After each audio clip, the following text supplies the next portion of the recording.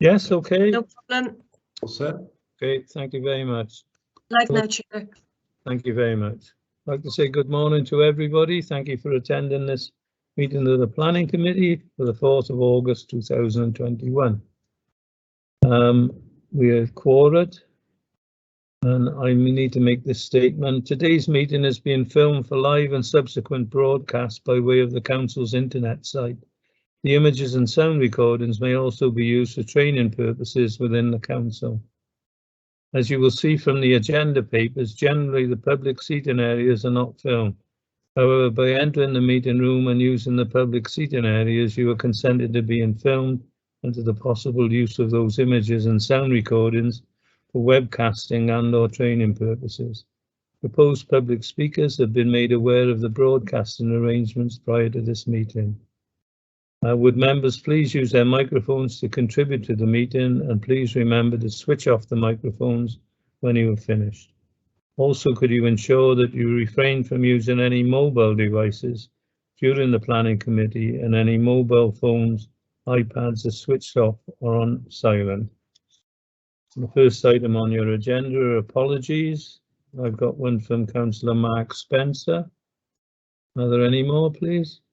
No other apologies, Chair. Thank you, Pamela. And then second item on the agenda, declarations of interest. I need to ask if there are any members wishing to make a declaration of interest, and if so, on which matter?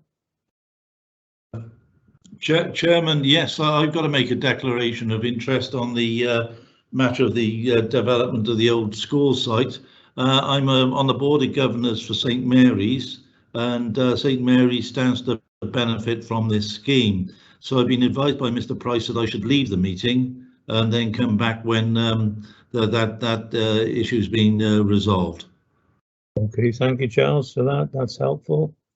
And then the next item on your agenda, the minutes of the meeting held on the 7th of July 2021. It seems a shame that 5 hours of a meeting are condensed to 2 pages of minutes. We are. For accuracy first, page 5. Is everybody happy with that? Page 6. Everybody happy with that? Would somebody propose that a true record, please? True record, Chair. Thank you. Is it seconded? Second. Thank you. All agreed?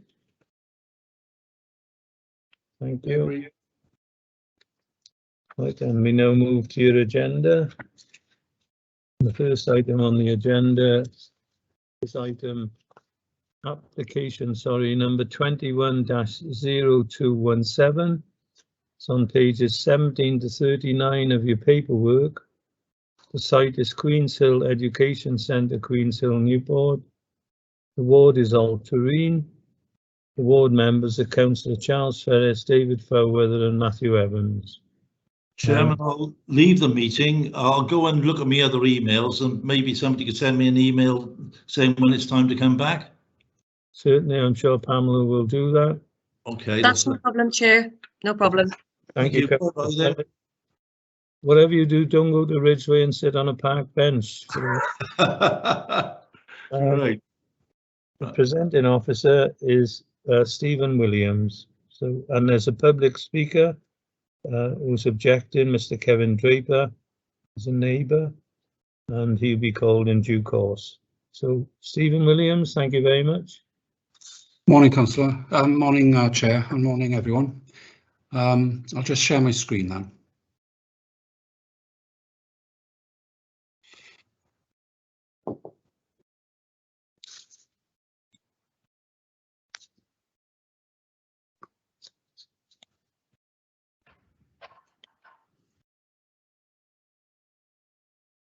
Can you all see that?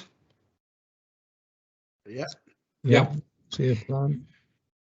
Okay. This application relates to the site of the former Newport High School.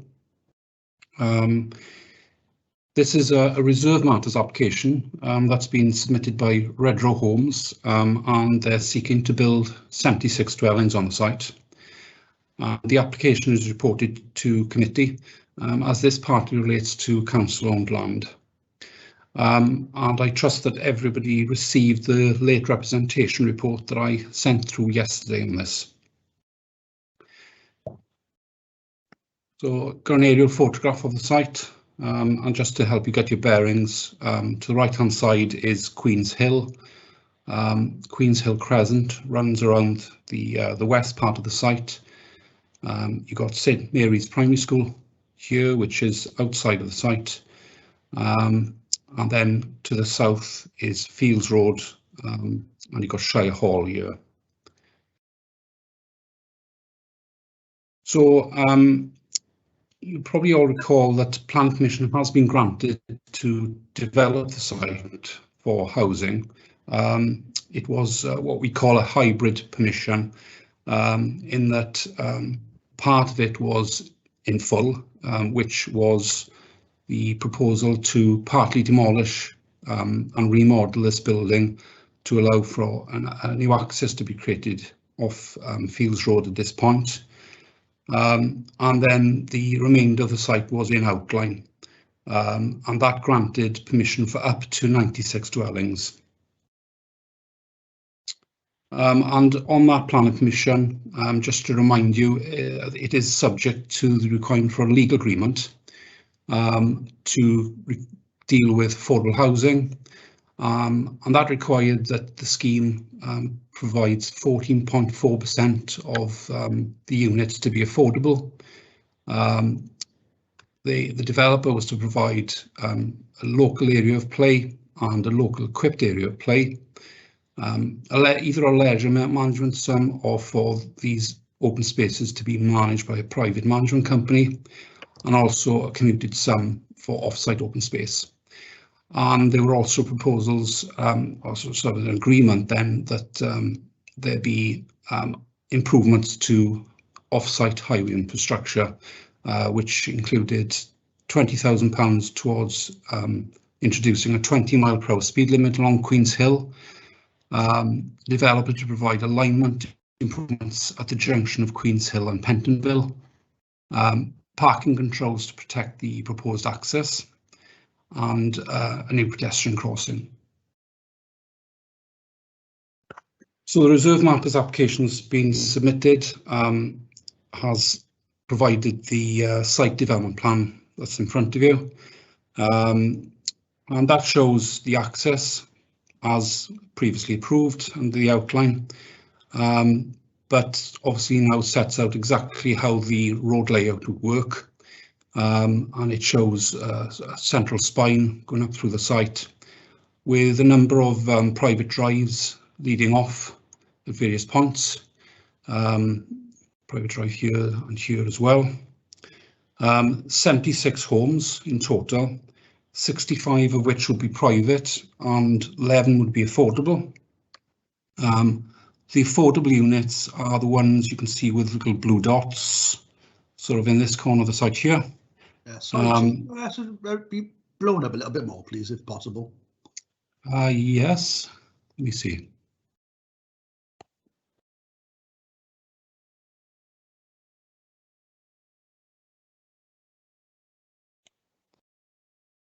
Which part of the site do you need to see more? Just on that bottom corner there where you said the affordable ones are, please. Yes, you can see that there's 2 units here, here and here. So there's going to be 1 house here and the rest will be flats. 10 flats and 1 house. Now the housing manager is supporting the proposals.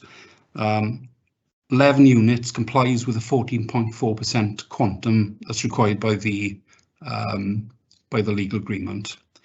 And there's 1 bedroom flats which complies with the demand that is on the waiting list. There's a significant demand for the nature of accommodation that's being proposed. All right. Let's just go back.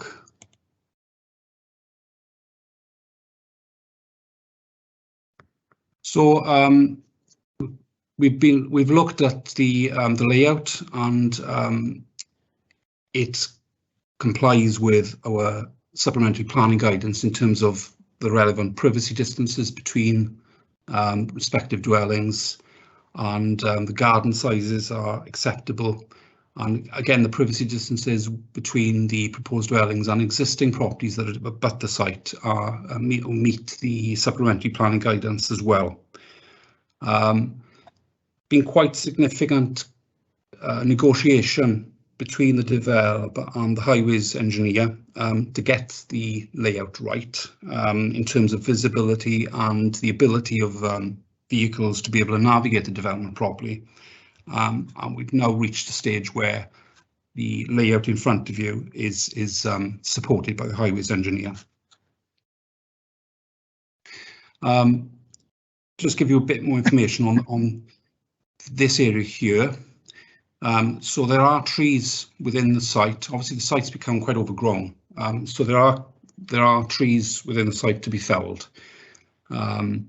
But the trees in this location are proposed to be retained, and this would also form the open space and sort of play facility area for the site. So there's a play area, the LEAP we call it, local equipped area of play, is to be provided here, and then a local area of play is to be provided at this point here. I'll give you just a bit more information on those. So you can see, just go up a bit. So the local equipped area of play will provide these types of facilities outside of the root protection zone of the protected trees, and these sorts of facilities typical in children's playground. And then the local equipped area of play is less formal. It's literally an area for a young child to kick a ball and for a parent to sit on a bench. And that will be provided here, again, outside of the root protection zones. In terms of design, so you've got a street scene there, which is sort of typical street scene in the development. You can see that they're generally two-storey dwellings with hipped roofs, and a mix of render and brick. So very typical of the area, fits in with the character of the local surroundings. In terms of assessing the impact of the development on neighbouring occupiers, the occupiers on Queenshill Crescent, these properties here are at a lower level than the site. This is very much on sort of a plateau, and these are set down from it. So what we asked the developer to do is to provide us with some section drawings, various representative points, just to get an idea on the relationship. The Council's supplementary planning guidance sets out that there should be a sort of, or the proposed development shouldn't interrupt a 25-degree splay taken from a 2-metre height above ground level from a protected window. So you can see there's 5 sections, and in all sort of examples, the display is met comfortably. So the relationship is judged to be acceptable. One point that we had to be careful about, the relationship between a flat in Shire Hall here and proposed dwellings here. These are relatively close, so we've had to look at that in a bit more depth. And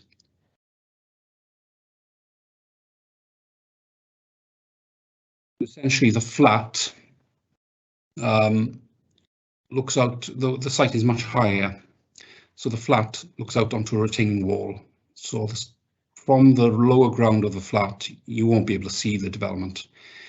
But it does have an upper level bedroom, like a minstrel's gallery. So you can see it's like a partial mezzanine that's set away from the rear facade. So the developer has taken the point from where this mezzanine is, to the rear facade of the proposed dwelling, and that's a distance of 20 metres, which is approximately complies with our guidance, and we judge that relationship is acceptable.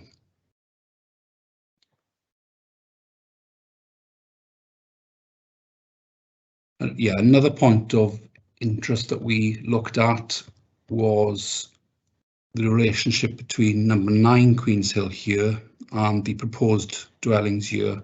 And the reason for that is that the occupier of this property contacted me because they had a window serving a dining room, so it's protected, but it's side facing onto these properties, so that person was concerned about the potential impact of these properties on that window. Now, with a side-facing relationship, supplementary planning guidance requires a 45-degree splay that shouldn't be interrupted above 2 metres from ground level, and this is the arrangement. So these properties face onto Queen's Hill, and you can see that it comfortably complies with the 45 degrees.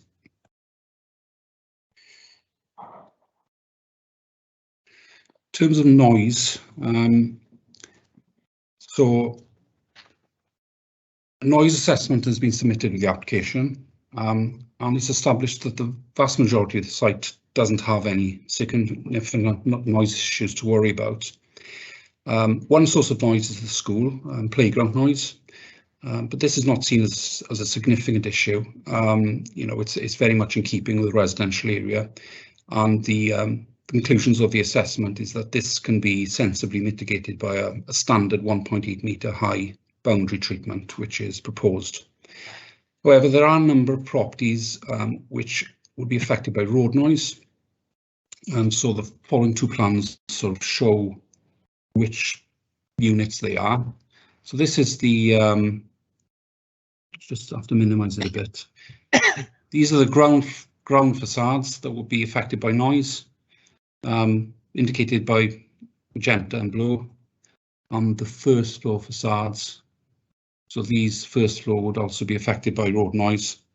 So what the assessment is saying that these facades will need to be subject to additional sound insulation measures and ventilation systems. And on that basis, our public protection team are support the scheme, have no objection. So in terms of trees and landscaping, as I've mentioned, a number of trees are to be felled across the site, but you have this spine of trees that are proposed to be retained, and the tree officer is now happy that the proposals won't affect these trees, and the tree protection zones are acceptable. There is a range of landscaping proposals. There's hedgerows, there's going to be shrub beds, what we call planted swales. So these blue lines here are effectively areas of water collecting in accordance with a sustainable drainage scheme. So these will be planted up, and water would collect in those.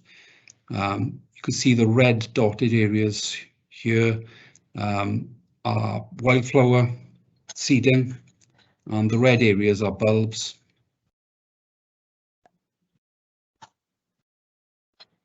And then further north in the site, you can see a hedgerow, which sort of runs between this private drive and the school, and again, the swale with some wildflower planting.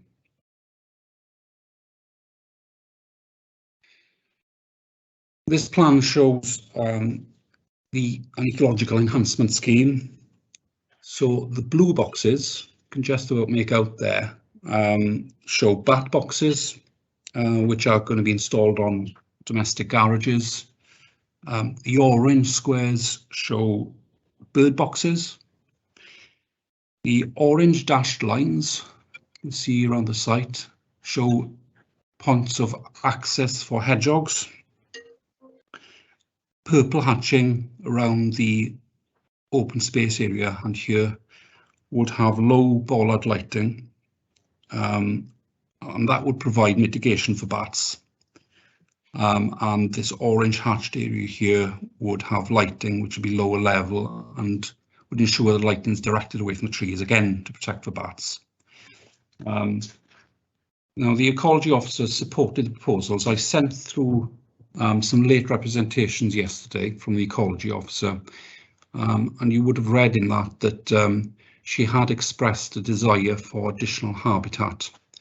But since that time, we've sort of discussed that with the ecology officer and sort of pointed out the range of habitat that is being proposed, which I've run through, namely the hedgerows, the wildflower planting, and so forth. And on that basis, she has now removed any concern. She's fully supportive of the scheme. She has asked for a number of additional conditions. One of them is the ecological watching brief. In the heads of terms, I'd phrased the condition to require additional information on that to be provided, but the developer's been very quick off the mark and sort of confirmed to me that it would be a qualified ecologist, and they've given me the name of the company that would be overseeing the works. And so on that basis, I would be altering that condition just to require that to happen. In terms of setting of the listed building, Shire Hall, so we asked, the conservation officer asked for some CGI imagery to be able to judge the impact. And this is the view from Fields Road. And you can see there was a little bit of negotiation on this, in that this elevation here of the first house as you're approaching the site and its associated garage, this has been subject to amendment. It was to be brick and now is to be render with some brick detailing, which matches that property there. And the garage again would have render, and it's to have a hipped roof just to sort of soften its appearance, and some additional landscaping is proposed there. And on that basis, that we consider the setting to be acceptable. That's just looking down from the site itself. So you can see Shire Hall there. And another point of interest for the conservation officer was looking from Queen's Hill. So you can see that this is Queen's Chambers and Shire Hall is behind that. And the developers proposed to plant this hedge to help soften the appearance of the site and to improve the setting, and we think that's acceptable. So in conclusion, we're recommending that reserve matters be approved. Thank you, Chair.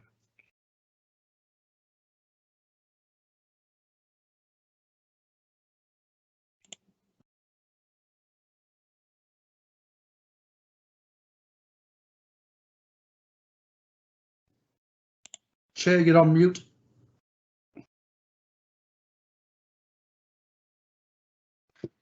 Thank you very much.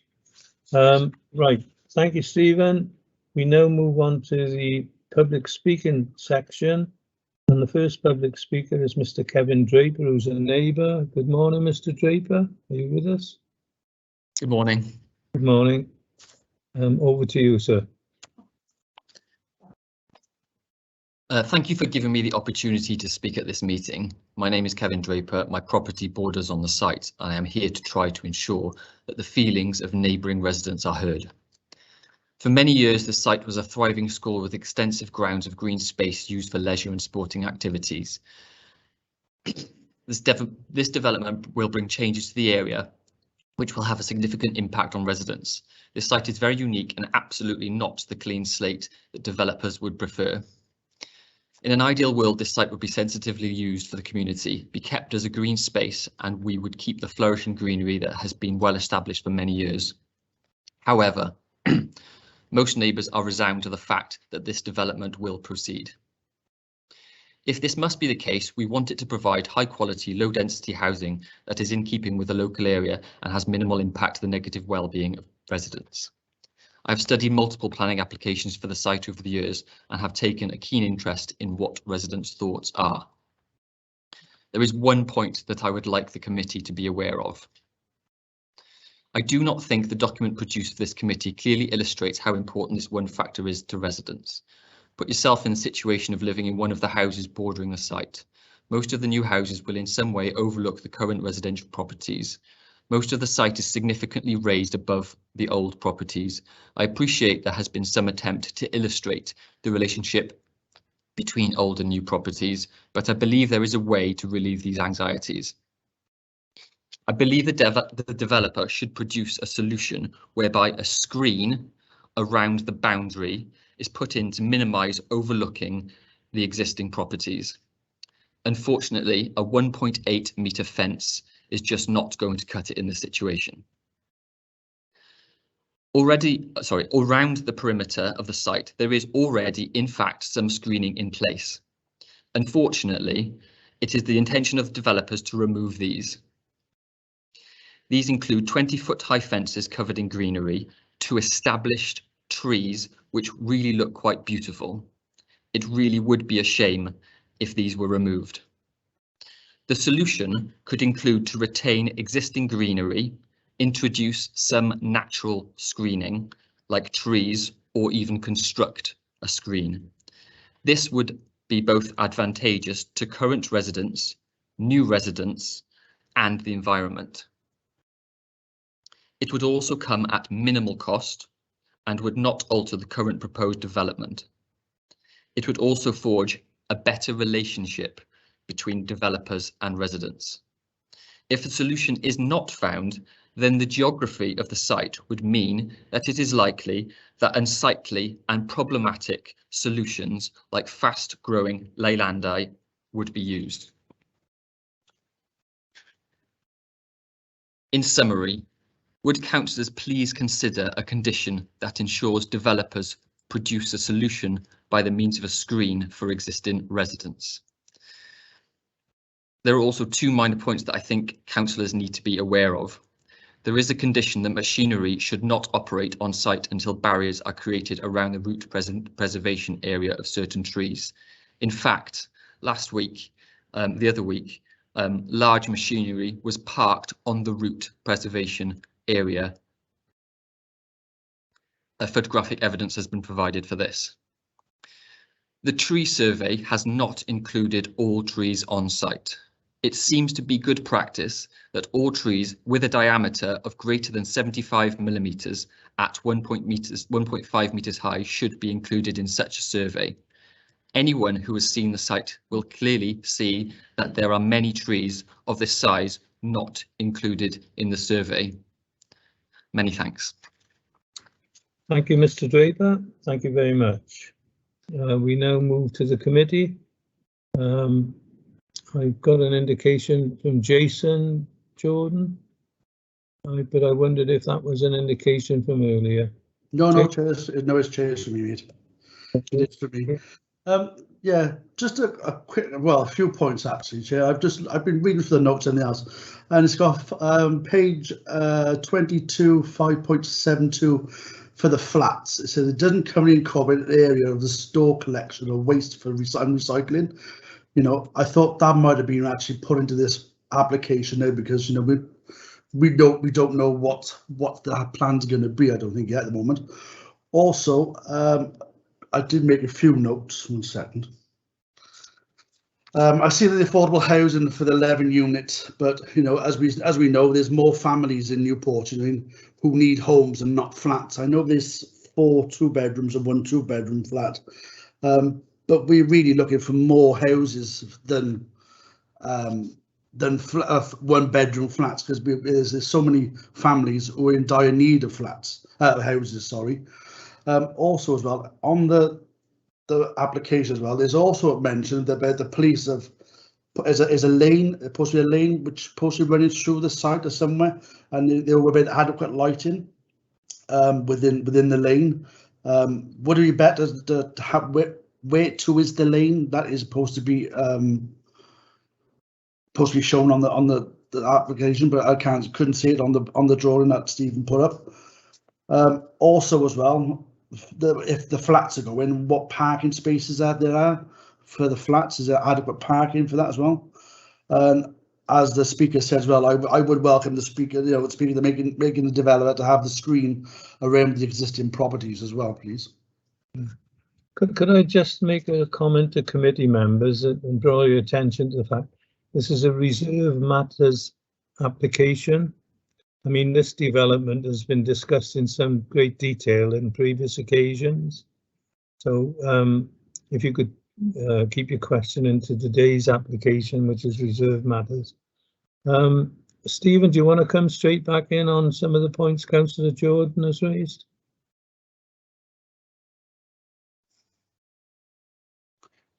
Yes, okay.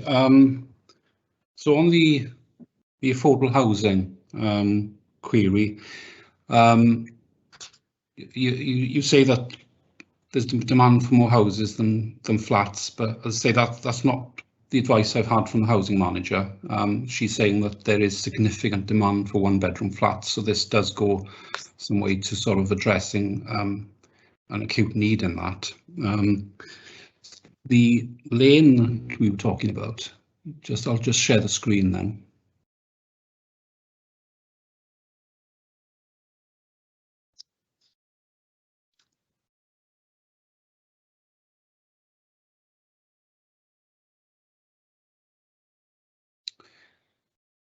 So there's a lane that currently is closed off, but it used to provide access to the school from St Mark's Crescent. And as part of the outline permission, this was proposed to be reopened, and the developer has put in a footpath to go along with what the outline permission required.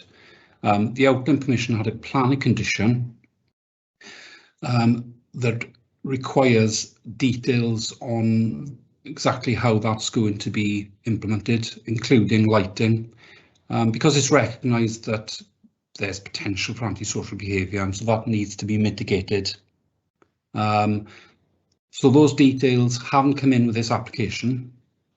They are required to come in via a discharge of condition application on that condition that deals with it.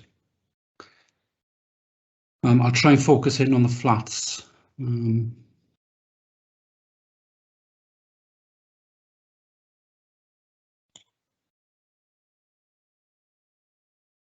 It's a bit blurred, but you know, the parking for the flats is here, and the developer, the highways engineer has looked at this and judged that sort of 2 parking spaces as proposed for these flats is acceptable.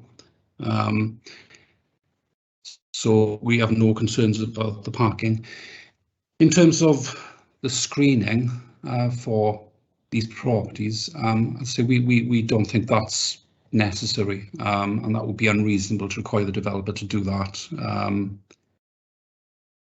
I'll go back to those sections to show you the relationship.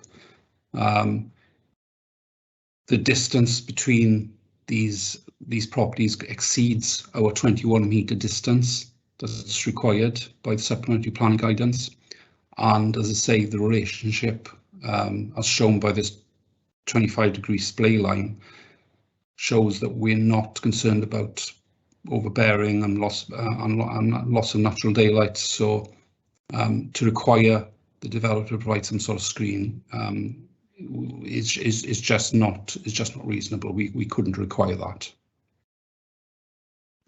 Yeah. Does that answer all your questions? Yeah, no problem. What's the distance then between the 2 houses from the new development and the old development, and what's the distance from there to the split between the 2 houses? I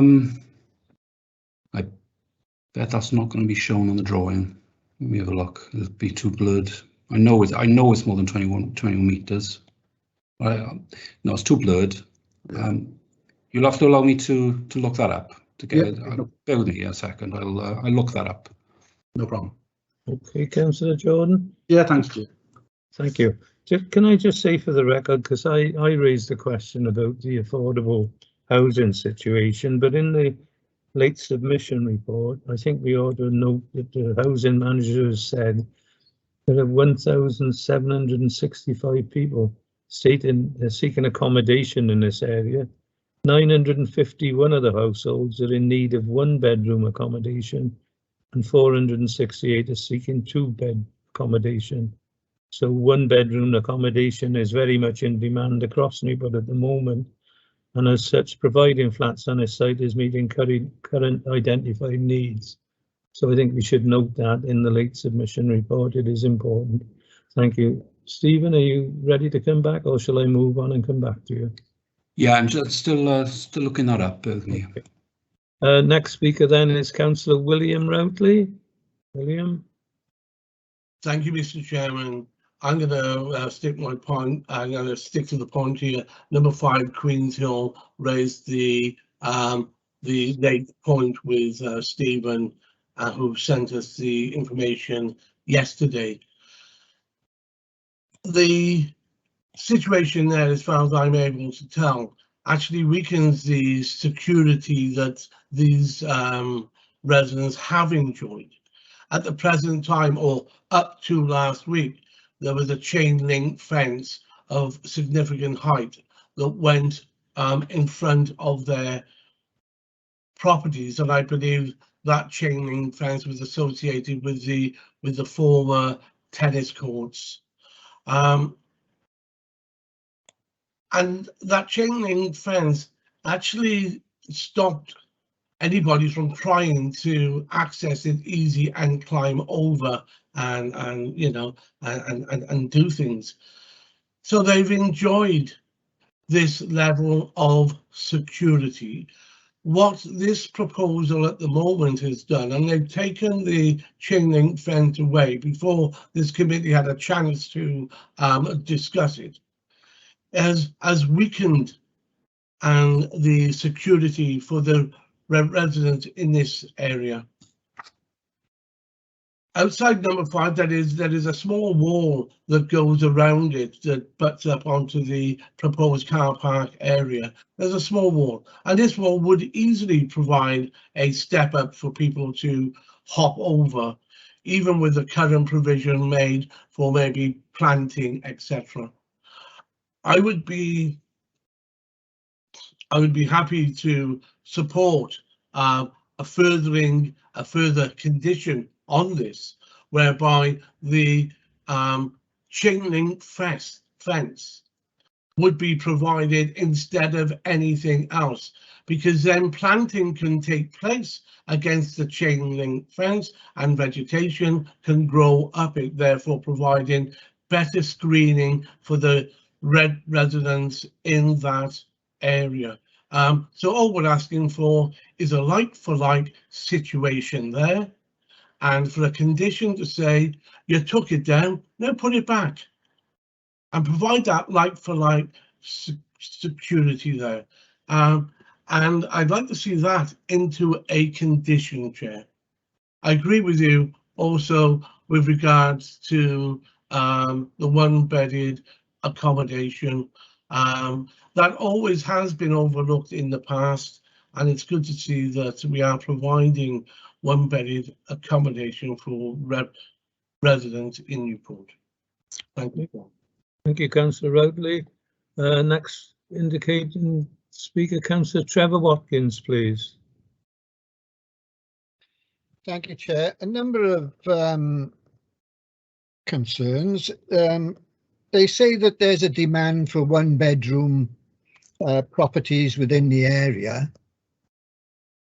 Out of the 65 other developments on the property, how many of those are 1-bedroom apartments?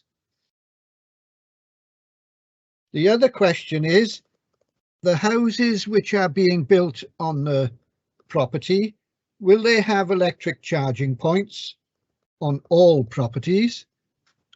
And I'm a bit concerned about the flats in regards to the one flat which will be facing basically a brick wall.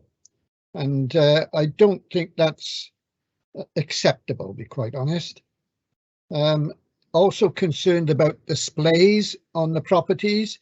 They are looking at splays which are in the houses which are now there, the displays should be looking at the new properties, looking down at the house, and that should be more than 25%, I think. So those are the questions which I have at the moment, Chair. Okay, thank you, Councillor Watkins. Any other committee member wish to ask any questions before I refer back to the officer?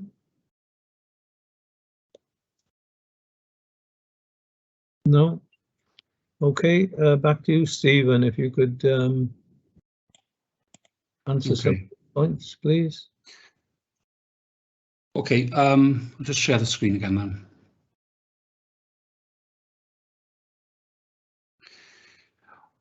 Okay, Councillor Jordan's query on the distances.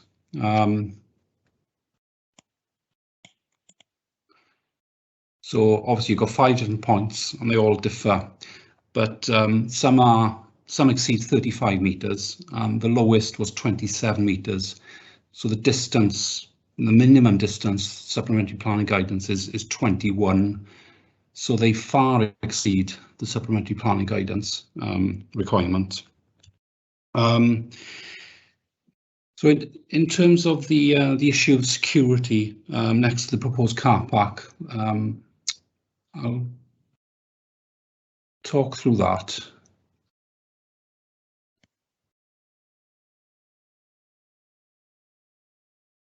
I'll zoom in, yeah.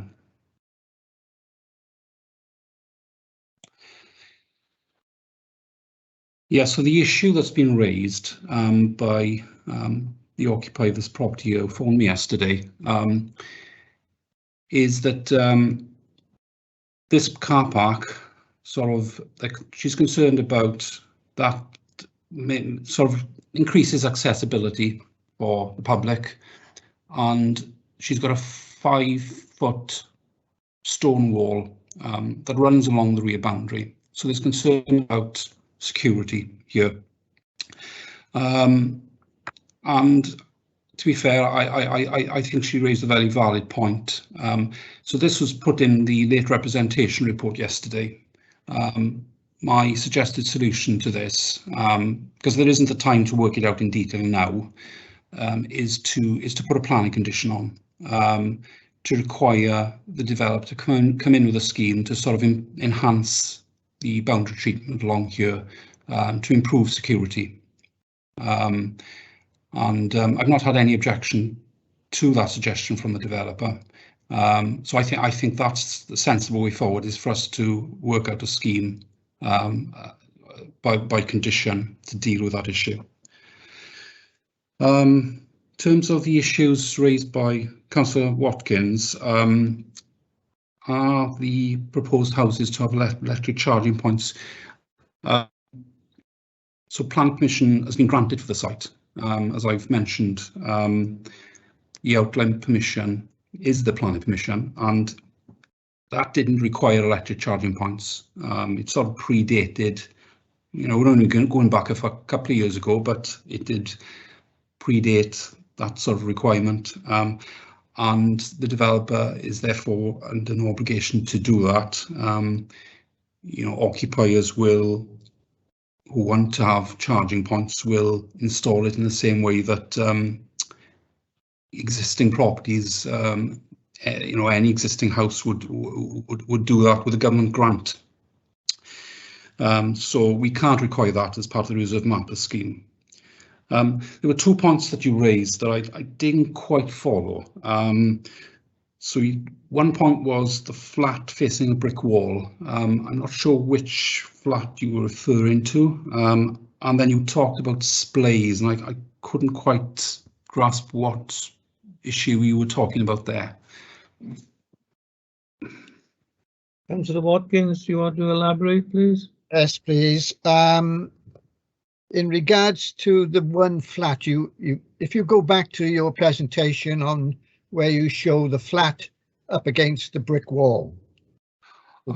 Wait a minute. Okay, I think maybe you've misunderstood what I was talking about. So I think you were referring to this flat here, which is an existing flat. So what I was talking about was judging what impact these two dwellings were to have on this existing flat. And what I was showing you was that that existing flat is set down, is currently set down. The site is at a much higher level than this building. So that's, sorry, I'll try and find it. Yeah. That's right. That's an existing flat. That's not part of the scheme. I'm just showing you what impact this proposed development, so the houses would be sort of in this position, what impact it would have on this flat. But is the wall existing at the moment? Yes, yes, this ground and there's a wall on top, yes. Understand that. Some sort of fence, yeah. The other one in regards to the splays, can you go to the splays surrounding the boundary, the houses which are being developed? Yeah. Right. If you look at those splays there, they are being calculated from the properties which are still there at the moment. Surely those splays should be calculated from the new properties into the properties which are there at the moment, not from the old properties. So what I'm saying is you could look at the ground floor of the new properties into the higher levels of the properties which are now in place. The purpose of this assessment is to judge what impact these buildings would have on the existing residential properties, yes? And so to do that, you've got to sort of try and take the point of view of the occupier of this property in terms of what their outlook is going to be. So that's why we take it from this property. And as I say, our guidance sets out this 25-degree splay requirement to give a guideline to developers as to what is expected. And 2 meters is sort of taken as a point because it's generally, I suppose, you know, head height when you're standing in your garden or in the back room there. So that's the reason it's taken from this point, is to judge the impact from the existing property. But the impact from the existing property surely is the impact which is coming from the new development. So basically somebody on the ground floor of the proposed property, they could look directly basically into the, I'm assuming, their bedrooms and the first floor of the existing properties. That's what the impact I have. Yeah. I mean, the distance we're talking, as I've mentioned, is sort of close to 30 meters as opposed to 21 meters is what's required. So, you know, yes, there's advantage. You know, I'm not saying that these people won't be able to see this house and the other way around. Yes, there will be a relationship, as you do in many estates through the land. But the distance that's proposed complies with our requirements. So I can't accept that there's an unacceptable issue of privacy in this case. I think that with a small screening between the proposed properties and the original properties, I think that would, how can I say, take that problem out. Okay, thank you. Okay, thank you, Councillor Watkins. Good questions. Next person indicating, committee member William Wrapley. Thank you, Mr. Chairman. I welcome the officer's decision to enter into negotiations regarding screening. However, you know, we are old enough to know that unless this committee is in control of the negotiations, we could end up with something that is less than desirable. Anything that adds to the prior existing high level of security has to be the starting base. So we cannot allow that to slip down, or we negotiate higher than the previous level of security that was afforded and enjoyed by the residents in this area. Can we have an undertaking from the officer that that he will negotiate an even stronger security case and even work with the residents, so you have the developer, the city council and the residents?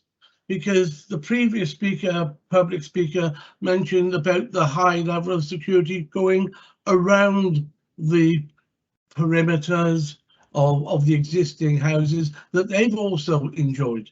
And maybe this is a case now when we get down to this level of detail that residents, developer and the officers should be involved in a negotiation that brings mental satisfaction of security to the people living in this area. There is one other question, Chair, and I don't know whether there is an answer to it. Are all the social housing provision provided in one area? Because it appears to me that they've lumped them all together at the end of the road, as they say. Before Stephen comes back in, Councillor Wrapley, I think we need to be careful with what you're proposing, because I don't think it's within our gift as a planning committee today to go back on detailed aspects of the application. That makes sense.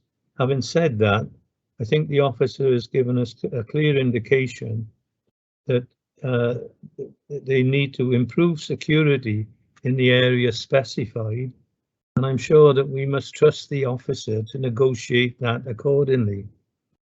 Do you understand what I'm saying? I certainly do understand what you're saying, and I'm just trying to give more power to the officer's elbow so that he knows he has the full backing of this committee to ensure that a like-for-like security that has been enjoyed needs to continue to be enjoyed, if not enhanced. And that's all I'm suggesting. I have every confidence in the officer.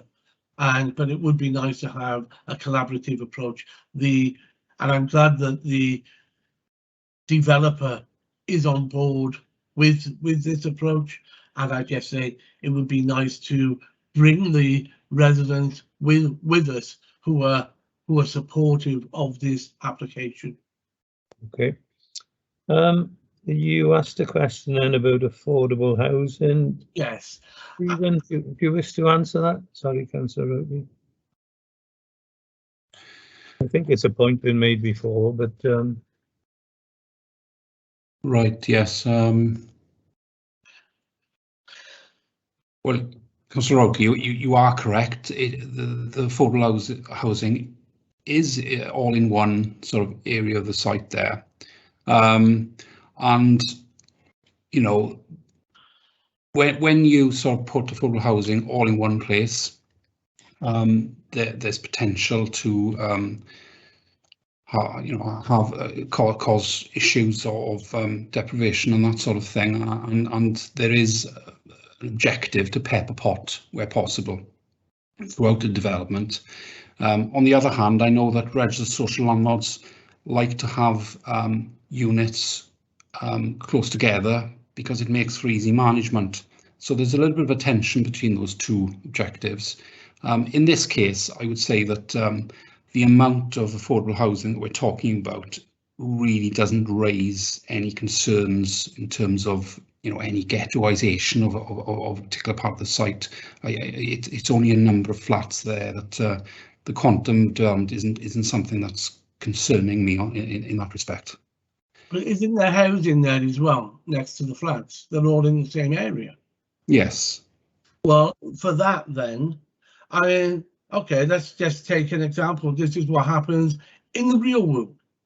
So people who live in the nice houses at the top will say, yeah, it's the social housing boys then at the bottom of the road.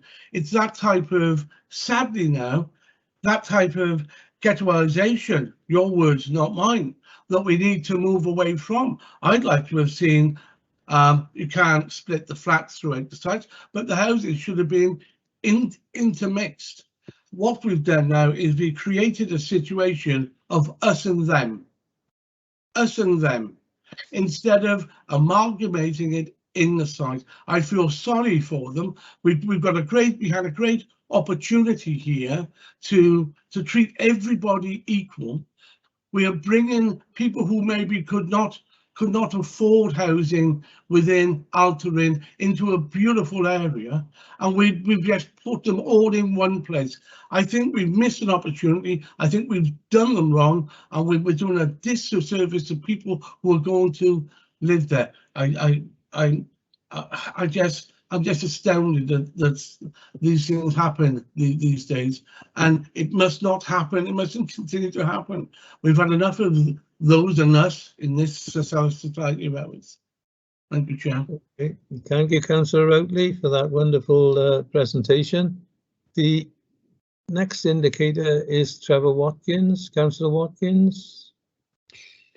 Thank you, Chair. I forgot one question, and that's highways. Can we go back to the plan of the development, please?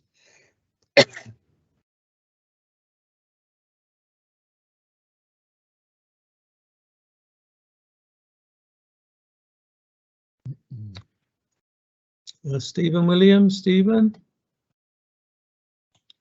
Sorry, Chair, I thought I'd managed to share it. Let me try again.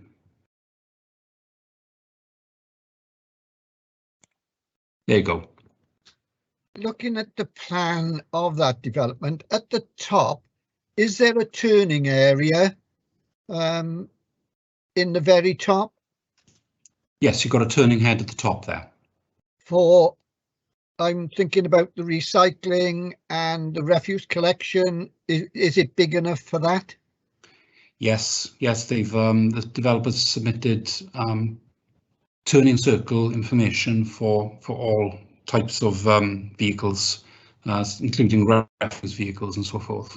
Okay, because I was concerned, obviously, if they're getting up there and then they got to reverse all the way back down. Okay, no, yeah, that's fine. Thank you, Councillor Watkins. Right, committee. Perhaps I need to remind everybody that this is a reserve matters application, and you've received late representation, and several points have been raised today, which the officer has agreed acceptable points and should be progressed. But the officer recommendation following the late representation document is as follows. The recommendation to approve the application remains unchanged, subject to additional conditions. And one of the additional conditions I would suggest you've imposed today is that to improve security in the area specified by the presenting officer. So does that condense where we're at, and would somebody propose a way forward, please?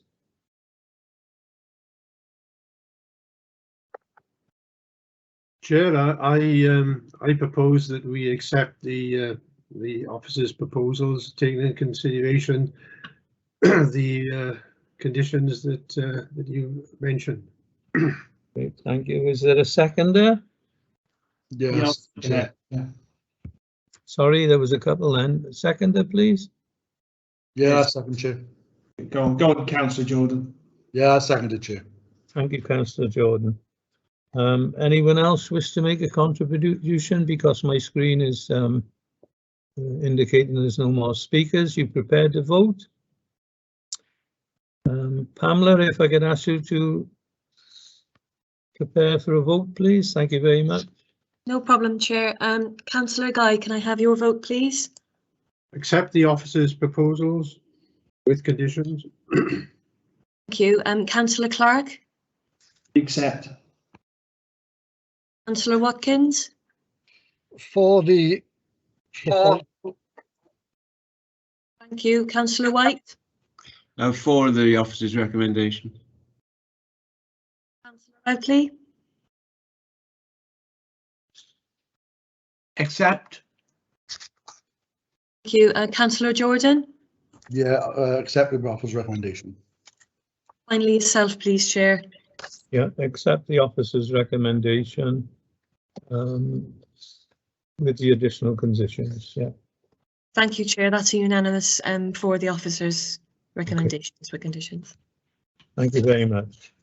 We then move to the next item on your agenda, which is item number 2. The application is 21-0623.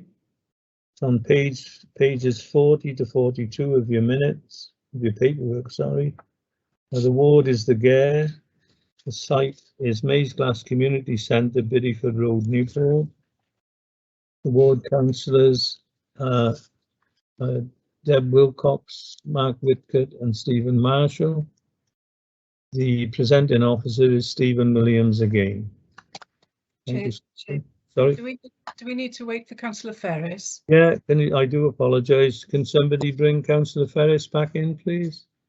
No problem, Chair. We're just calling him in now. Thank you. Hello, Charles. Thank you very much. You're back on in the meeting now, and we've moved to item 2 on the agenda, which is number 21-0623, pages 40 to 42 of your paperwork. Thank you. Presenting officer Stephen Williams. Thank you, Chair.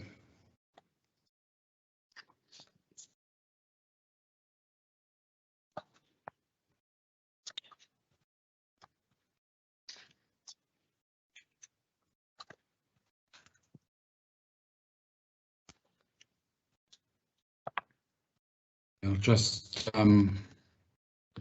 here we go. So this relates to Maysglass Community Centre, and it's on Biddyford Road, or just off Biddyford Road. So to get your bearings, this is Cardiff Road on the left, and you've got, sorry for that, you've got South Wales Argus offices on the to the north there. So it's proposed to erect a canopy to enable outdoor play area for children, and the reason it's come to committee is because it's a council-owned facility. So this is where the canopy would go, on this side of the building here, and it's quite a small canopy. It's just a lean-to structure. It's going to extend for a depth of 4.5 metres and 3.8 metres in width, and the height would be 2.4 metres to sort of eaves level to 2.9 metres to maximum height. Constructed in steel with a clear roof. This just shows the footprint of it. So it's could be situated behind a fence, and then there's a footpath with residential properties next to it. So it's going to be sort of in this location here, and you can see separated by this footpath and residential properties. So it's going to be very much sort of hidden by the existing fence. So the issues really are design and impact on neighbours, but we don't think that it's going to have an adverse impact in either respect. So we're recommending plan permission be granted. Thank you, Chair. Okay, thank you, Stephen. Committee members who wish to speak, please.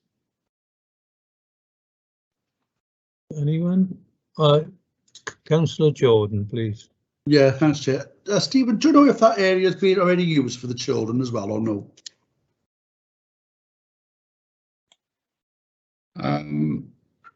I must admit I don't know, and I'm assuming that it is. I mean, there's an existing canopy there, so they're proposing a second canopy. But I honestly don't know that much information about the site, I'm afraid. Right. Yeah, yeah, Chair, I'll approve. I'll recommend to follow the officer's recommendation. I mean, if if it is being used as part of the children's area, it just means it's just covering them up out to the weather more likely as well. So yeah, I'll go with the officer's recommendation to approve. So Councillor Jordan, you propose that we accept officer's recommendation, yes? Yes, Chair. Thank you. Is there a seconder? Is that a second? I second that, Chair. Thank you very much. Prepared to vote? You could arrange the voting procedure, Pamela, please. Thank you. No problem, Chair. Councillor Guy, can I have your vote, please? Yeah, accept the officer's recommendations. Councillor Clark? Accept. Councillor Watkins? For the officer's recommendation. Councillor White? For the officer's recommendation. Lee?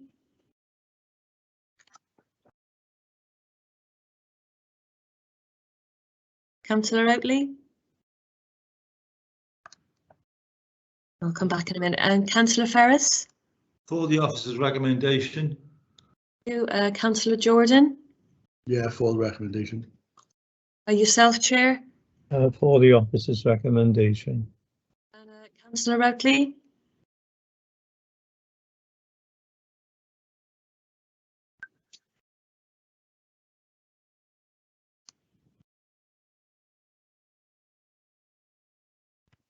He's got his mic turned off, I think.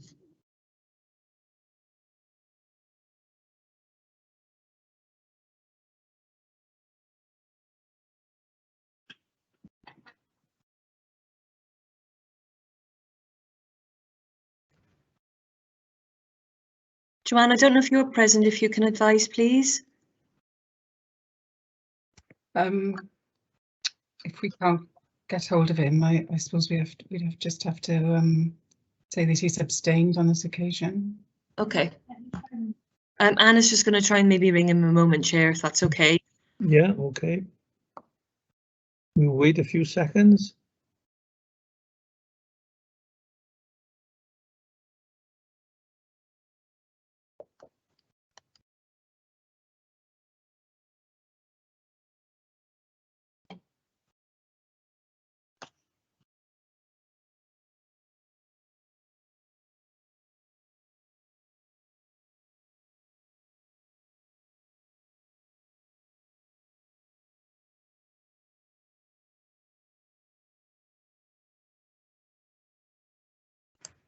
No answer, sorry, Chair. So maybe if we just have his vote abstained for this particular application, Okay. as Joanne advised. Yep. Committee agree to that, please? No dissenters? Thank Yes. you. Yeah, Thank you. Okay, we move on then to item 3 on your agenda, which is pages 43 to 53 of your paperwork. The application number is 21-0648. The site is the site of Newport Station Footbridge, Devon Place, Newport. The ward is Stowe Hill. The ward members are Councillors Kay Thomas and Mekdad Al-Nuami. Presenting officer is Gail Parkhouse, Senior Planning Officer. So over to you, Gail. Thank you. Thank you, Chair. Just share my screen. Okay, yes, so this is an application involving Newport Railway Station. The proposal is for a new footbridge which will connect Devon Place on this side, over the railway, and then onto Queensway on this side. And then here's an aerial image, Devon Place on this side, Queensway on this side. Members might remember the first planning application. This isn't the first application. Permission was previously granted by Planning Committee in March 2020 for the footbridge. Since then, the applicants, who are the Council City Services team, have had stakeholder engagement with various consultees, including Sestrans, accessibility groups and Network Rail. And as a result of those discussions, there's been some amendments to the design of the footbridge, and that application is now before us, what we're looking at. So firstly, just to show you what was approved then back in March 2020.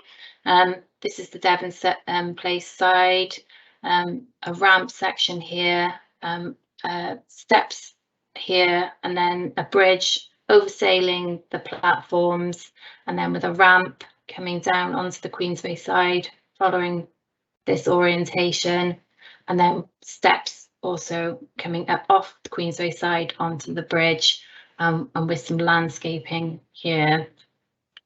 I'll just run through, break it down what the changes are in each section. So the first change then would be to the steps in this location here. So this is what was approved, and now this is what is being proposed. So a change really just to the orientation of the steps, still coming out onto Devon Place, although very slightly further down onto the road. And then here is the second change. So the ramp coming down, I guess at a 90 degrees turn. That will now have a slightly different curve as it comes out onto Devon Place, and it's just pushed up very slightly up onto Devon Place. The third change, quite subtle really. At the moment, the support columns would have this sort of splayed effect, and it's now proposed to have a vertical column. And then also that the bridge across the platforms itself, that the sides of the bridge, which kind of have this waved approach, will alter very slightly. They'll get closer together at this point, slightly longer at this point. So those changes are relatively minor. We don't consider them to result in an impact which is particularly different to that of the original permission.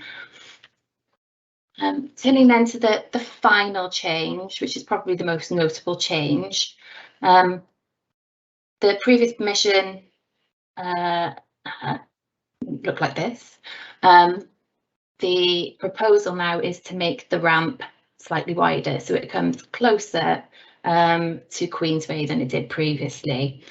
Still following this orientation, coming down the ramp, down onto the Queensway concourse, but following discussion with accessibility groups, it's proposed to have the exit points of the stairs and the ramp further apart from each other, just so that there's no conflict with people as they come off the ramp and off the steps.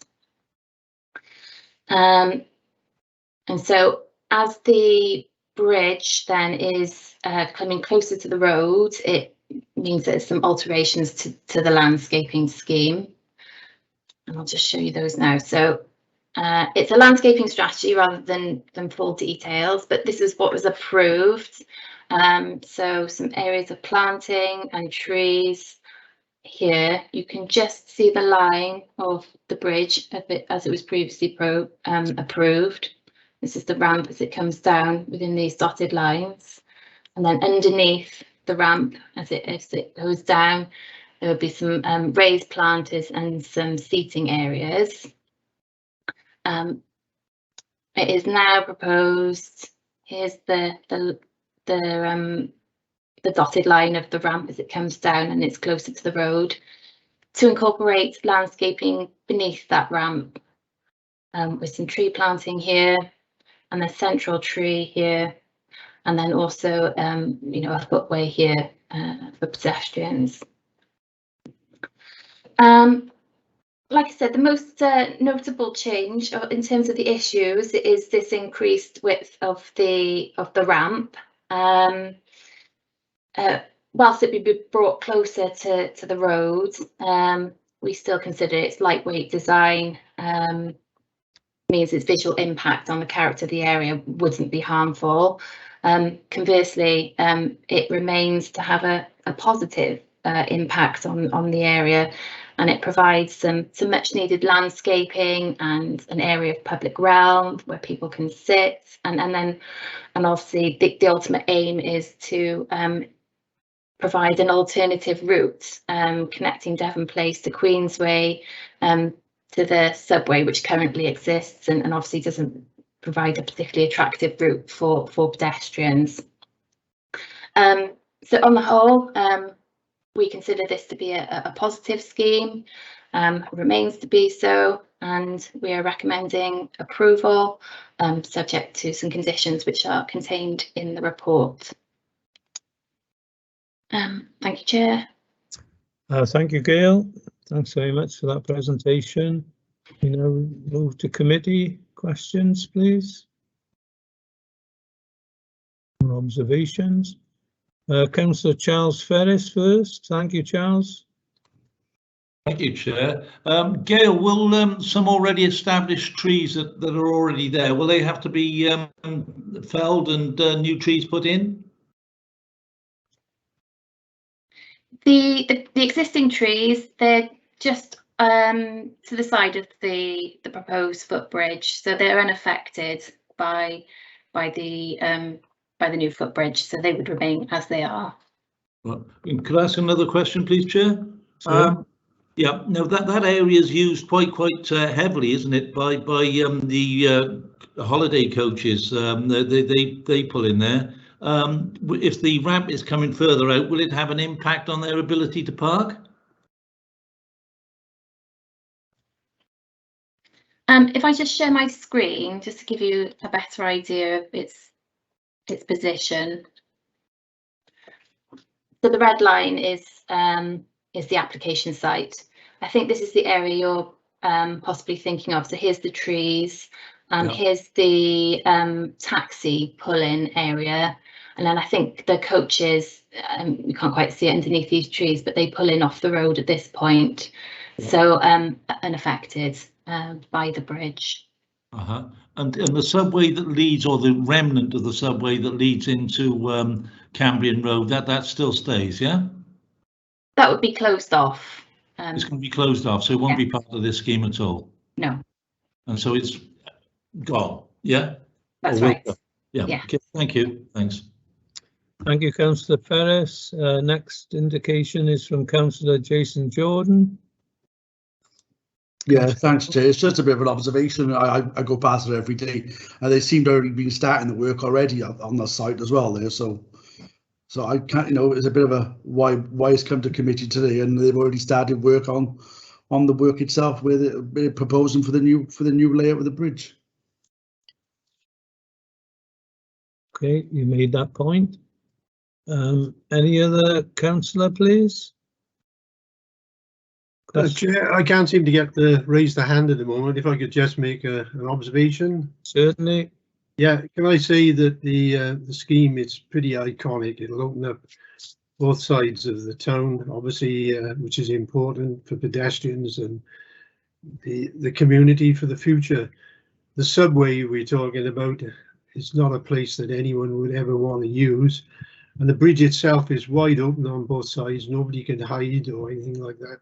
So that that's a plus, and the whole design has been thought out, and as to the access for disabled people. So I'm all for it. Thank you, Councillor Guy. Any other councillor wish to make a point? Oh, Councillor James Clark. Sorry, James. Councillor James Clark, please. Thank you, Chair. Sorry, just sorting out the microphone. Yeah, so just following on what just Councillor Guy and the reason this has come back, I think it's or come to us. I think it's really positive that it has come back, because in the presentation it's mentioned that after discussing with maybe disability groups, this has come back to us, and I think that's a huge positive that we've taken it away. We've looked at it, we've discussed it with groups, and it's come back and we've listened. So it's just the observation. You know, as I said, really just jumping on the back of what Councillor Guy said. This is a real positive thing, and you know, it shows we're listening. So yeah, just making that observation, Chair. Okay, thank you, Councillor Clark. Councillor Charles Ferris, and then Councillor Trevor Watkins. Thank you, Chair. As regards the disability use, I note that there's going to be no handrails on the site because you're scared about kids climbing up, or, you know, I think that's a very valid point. But of course, a lot of us ain't so steady on our feet as what we used to be. I wonder, would there be any scope for a freestanding handrail in the middle of the walkway there? Because it's a fair old length of area to walk, and of course some of it is at a gradient without a handrail. Okay, well, Gail, if you could, do you want to come back on that, Gail? Yeah, there is a handrail on the ramp sections. Network Rail have really strict kind of requirements where bridges oversail the railway, obviously for vandalism reasons and for climbing reasons. So the handrail won't go across the actual platforms itself and the railway lines, but as you go down the ramp sections, that the handrail would be present there. Okay, but no scope for a handrail sort of in the centre of the walkway when it's going over the platform, not attached to the side walls. They wouldn't consider that. That hasn't come before us, and I can only assume that, you know, the discussions they've had with Network Rail and those accessibility groups haven't raised that as something that's necessary. Okay, thank you. Thank you, Councillor Ferris. Councillor Trevor Watkins, please. Thank you, Chair. In regards to the handrail in the middle, that would restrict possibly wheelchair access and things like that. The other thing I'm concerned about, will there be any sides or roof on top of the walkway going across the railway lines? Because I'm concerned about antisocial behaviour and obviously electric wires which are on the railway lines as well. Yeah, it's not proposed to cover the section that crosses the railway or any parts of the bridge. The idea is to create, you know, an open feel to the bridge crossing the railway. So to enclose it was considered that would take that away from it. I understand the bridge is being designed so that there is sufficient clearance of those electricity wiring beneath, and that's been in discussion with Network Rail over that. What about the height of the sides of the walkway? How high is those going to be? I'm thinking about missiles going over the top. Again, it's being designed so that Network Rail are happy that that won't happen. Off the top of my head, I can't remember what the sides and the heights of the sides of the bridge would be. I mean, that was agreed in the original permission. It's not part of the amendments that have come forward. Okay. Okay, thank you, Chair. Okay, thank you, Councillor Watkins. Any other questions? No one's indicating. Does someone wish to make a proposal, please, then? Hello? Chair, I make a proposal, we accept the officer's recommendation. Okay, thank you, Councillor Guy. Is it a seconder? Yeah, I'll second, Chair. Thank you, Councillor Jordan. So if we could organise the voting procedure, Pamela, thank you. No problem, Chair. Councillor Guy, can I have your vote, please? Yeah, accept the officer's recommendations. Thank you. Councillor Clark? Accept. Councillor Watkins?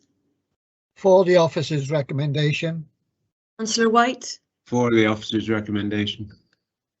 Councillor Wrapley? For. Councillor Ferris? For the recommendation. Councillor Jordan? Yeah, for. Thank you. And finally yourself, please, Chair. Yes, for the officer's recommendation, thank you. And that's a unanimous vote, Chair. Thanks very much. And it's been said by several speakers, it's an important meeting today. We're approving schemes that will greatly improve our city centre, a new footbridge, new residential area, and that's to add to the old GPO sorting office development, which is nearing completion. So good progress, good progress. The next item on your agenda is item number 4. And it's application number 21-0591, pages 54 to 57 of your paperwork. The site is Tredegar Park Primary School, Padwidge Way, Dufferin. The ward member is Councillor Trevor Watkins. Presenting officer is Stephen Williams. So would you see that? Declare an interest, Chair, as I'm a governor of Tredegar Park Primary School. Okay, some advice on that from the solicitor, please. Then you need to leave the meeting. Yes, what I would. I did last time. Yeah. Okay, somebody let me know when I can come back in. Certainly, we'll do that. Thank you very much. Yeah. Thank you, Councillor Watkins. And presenting officer then, Stephen Williams. Thank you. Thank you, Chair.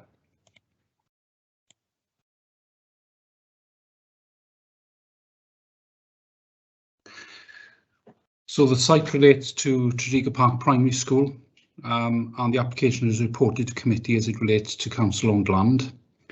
The application before us is seeking to discharge a number of conditions that were attached to a recent planning permission to install a new perimeter fence around the grounds of the school, which was granted by planning committee. It is seeking to discharge condition 2 to deal with landscaping, 3 to deal with replacement trees and hedge planting, condition 4, which was the construction of environmental management plan, and condition 5, ecological enhancement measures. What's been submitted is a plan to indicate the ecological enhancement measures, which you can see the red circles that indicate points within the fence where you'd have hedgehog gaps, and then the hatched area to the bottom of the plan, which is where the wooded area is. The fence would go through this wooded area. This is where a lot of the ecological enhancement would happen. So it's proposed to install 6 bat boxes, 6 bird boxes and 10 dormouse boxes. Construction management plan has set out various ground protection measures during the works and obviously timing of works as well to minimise impact on wildlife. And then in terms of landscaping, there's sort of 3 main areas of landscaping proposed, where there's going to be various planting, hedgerows and trees, and that's all been set out on this drawing here. So in summary, all internal officers, the landscape officer, tree officer, ecology officer and public protection officer, they're all in support. So we're recommending the application be approved. Thank you, Chair. Thank you, Mr. Williams. Committee. Anyone wish to speak, please? Councillor Guy. Oh, Councillor Jordan first, sorry. Councillor Jason Jordan. Yeah, thanks, Chair. I know it's with all the schools now, we are trying to enhance and protect our children from anything else, and yes, I know they're taking a few things away and planting some other things, but I think it's more security reason for the children and the safety for the children itself. So, you know, if I wouldn't mind, I'll support the officer's recommendation to grant. Okay, so it's been proposed we accept the officer's recommendation. Councillor Guy.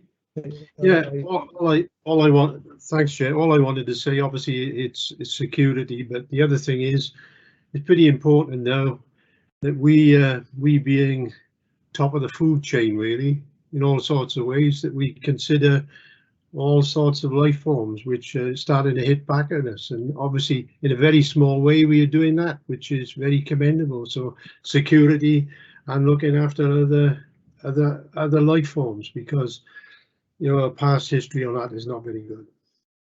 Okay. Are you seconding the proposal, Councillor? Yes, I'll second it. Yeah.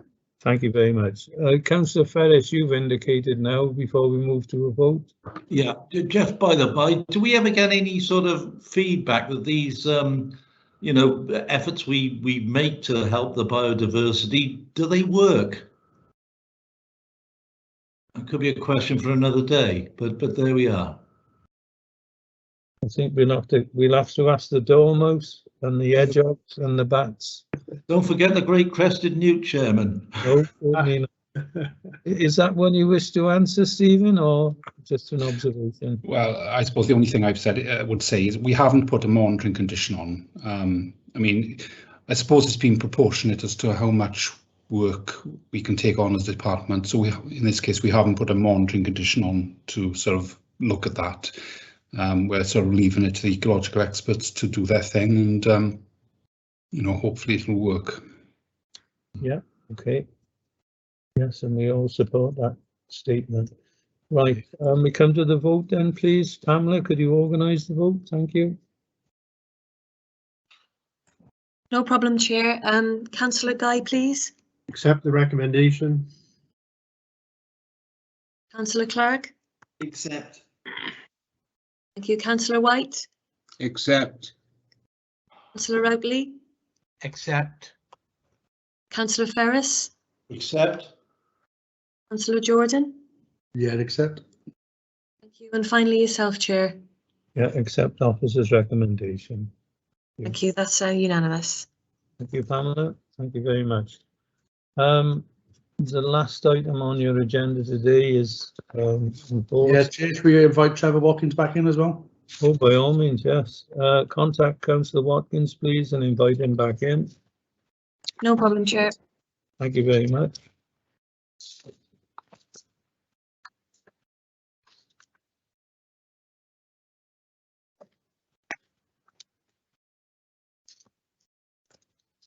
Well, you're back, Trevor. Welcome back.